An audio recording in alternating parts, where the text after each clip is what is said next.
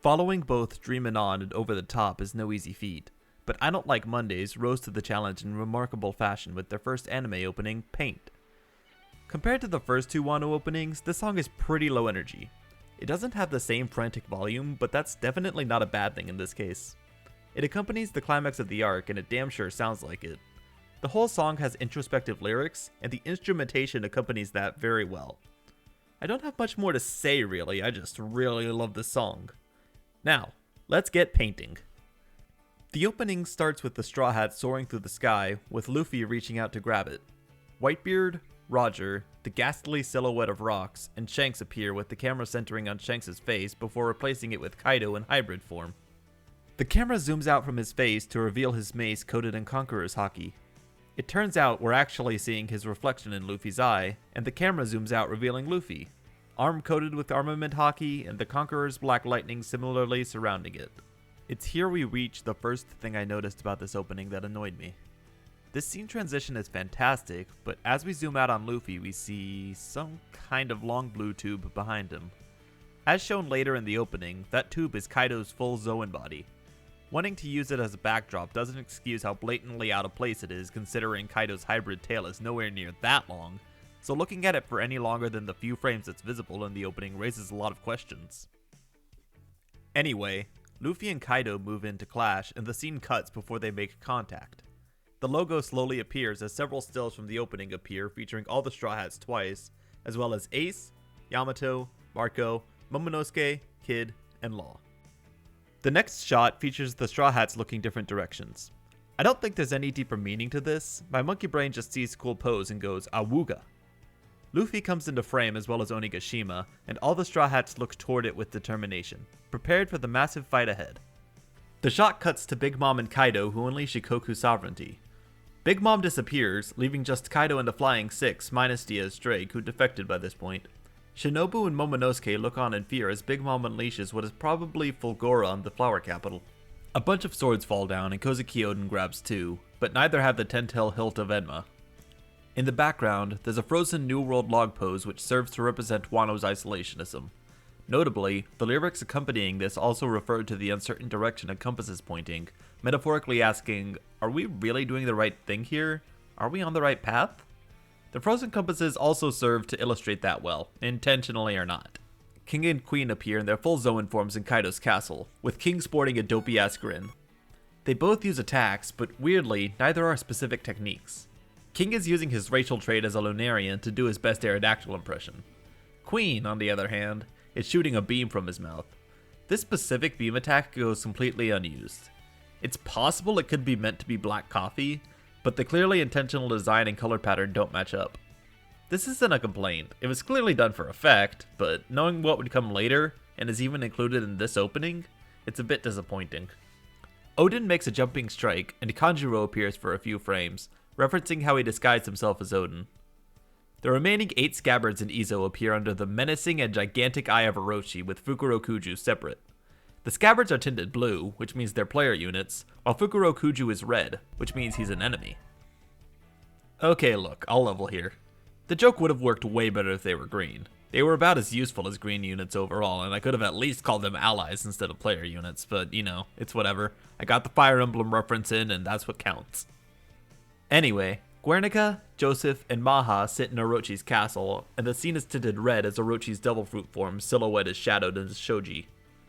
Drake and Hyogoro as he appears while infected by Ice Oni appear, backdropped by a very ethereal Onigashima.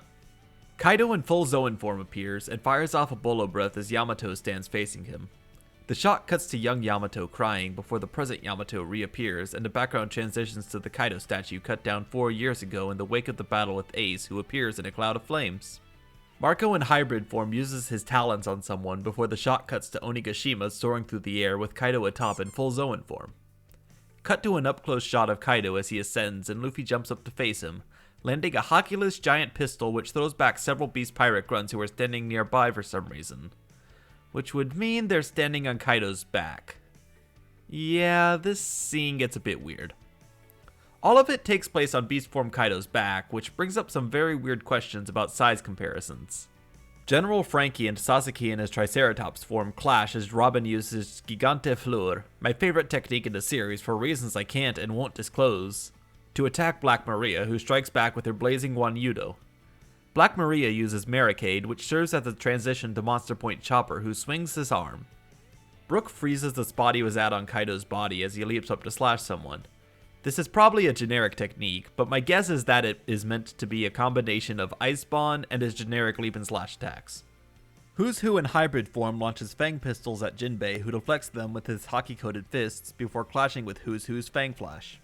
The scene flashes to Enma, which is being wielded by Zoro to take down a swarm of beast pirate mooks, who are given further incentive to retire after Sanji's all over them with Diable Jambe. Page 1 and Ulti showcase their very normal sibling dynamic as Nami, Brook, Usopp, and Tama run away on Kumachio. Nami, Brook, and Usopp are horrified, but Tama's curiosity is palpable. It turns out they're not running from the siblings' relationship dynamic, but the siblings themselves, who are revealed to be chasing them in full Zoan form. Big Mom's there too, and she's causing mayhem by unleashing God of Lightning Tenjin through her recently reclaimed Zeus. Luffy and Bounce Man launches toward Kaido with the moon in the background, and the two collide. Now, we cut back to the clash at the beginning with hybrid Kaido and Luffy both imbued with Conqueror's Haki. This time, though, there is no sick eye reflection transition, but we get to see the clash through, and Luffy and Kaido's Haki strikes collide, splitting the sky above Onigashima wide open, as shown in many other high-power clashes. In another very nice audiovisual matchup, the lyrics as the clash happens roughly mean, "I'm ready for it." To this point in the arc, Luffy was clearly fighting Kaido at an extreme disadvantage. However, as he discovered the truth behind Conqueror's imbuement, he realized that he could use it to affect Kaido meaningfully, instantly leveling the playing field between the two.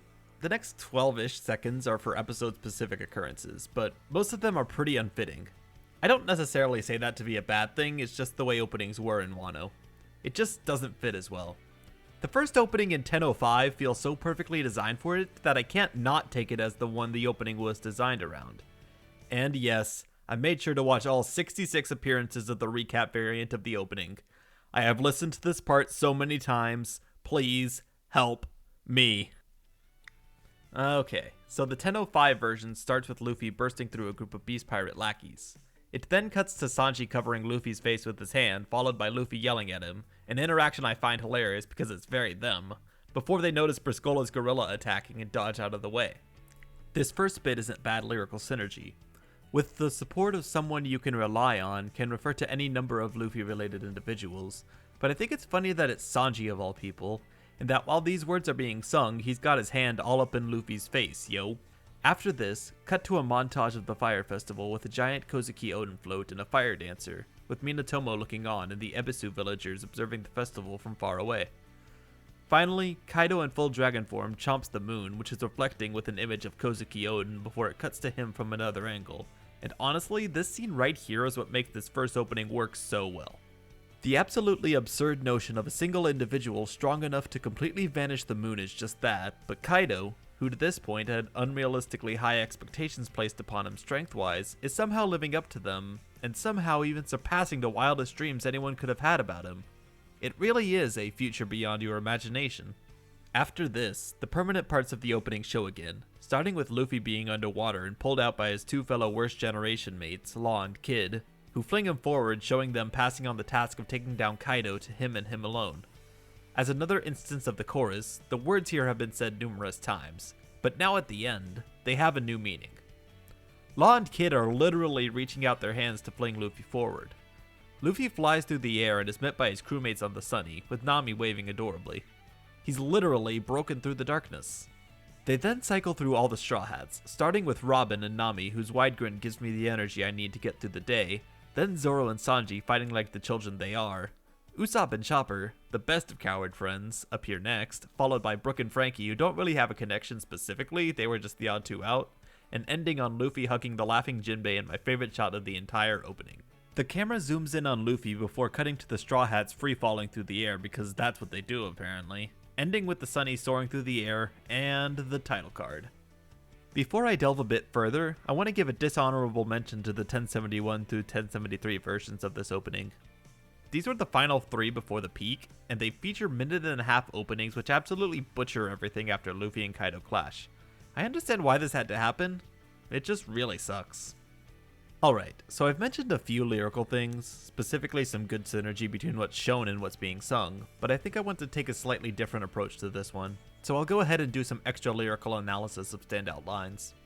I'm not going to include the English translations the wiki has here, you can go look at those yourself. I think the ones I've ended up with are better suited to the actual meaning. Obviously, I'm not a native speaker by any means, but these feel natural as an intent translation. First on the list, the lines that start when the frozen log poses on the screen. No one is certain if the compass is correct, but if you just stop, breathe, and listen to your heart, your soul will guide you along the right path. Luffy's not one to question what he's doing. He's the living embodiment of these lyrics. He's never not listened to himself and himself alone, to the benefit and detriment of his crew. The second and final bunch of lyrics is toward the end, and though it's the chorus, I'm specifically referring to the Kid, Law, Luffy scene as the start. With reliable support, I'll seize the future beyond my imagination. I'll reach out through the windy skies to smack away the darkness.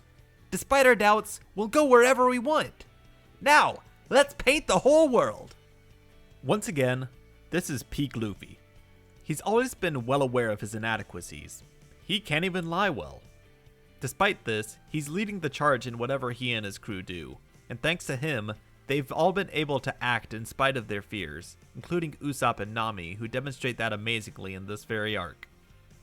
And that'll do it for Paint. When I initially started this, Paint was a top 5 opening, maybe even top 3. Now, I'm not even sure it cracks my top 10.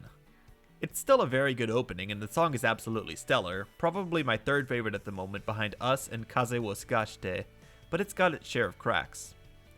Anyway, I think my next 3 are going to be the remaining Wano openings in order.